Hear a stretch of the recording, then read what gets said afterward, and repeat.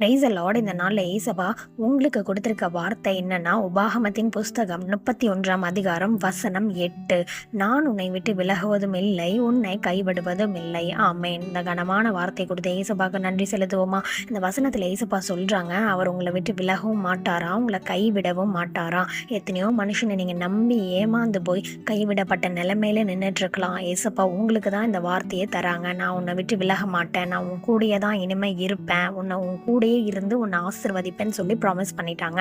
நீங்க பண்ண வேண்டிய ஒரு விஷயம் என்ன தெரியுமா? அந்த வார்த்தையை வச்சு உருக்கமா ஜெபிக்கும் போது இந்த வார்த்தை உங்க வாழ்க்கையில கிரியேட் செய்யும். இந்த வார்த்தையை கொடுத்த ஏசப்பாக்கு நன்றி செலுத்துவோமா? ஏசப்பா, அந்த வார்த்தைக்காக நன்றி. இந்த வார்த்தையின்படி உங்க பிள்ளைகளோட வாழ்க்கையை ஆசீர்வதிங்கப்பா. யாரெல்லாம் கைவிடப்பட்ட நிலைமையில கஷ்டப்பட்டுட்டு வாழ்ந்துட்டு இருக்காங்களோ அவங்களுக்கு நீங்க உதவி செய்யும்படியா ஜெபிக்கிறேன். காத்துக்கொள்ளுங்க, பலப்படுத்துங்க. இயேசுவின் மூலமாய் ஜெபிக்கிறேன் நல்ல பிதாவே, ஆமென். நாளைக்கு இன்னொரு பைபிள் வேர்ஸோட உங்க எல்லாரையும் மீட் பண்றேன். God bless you all.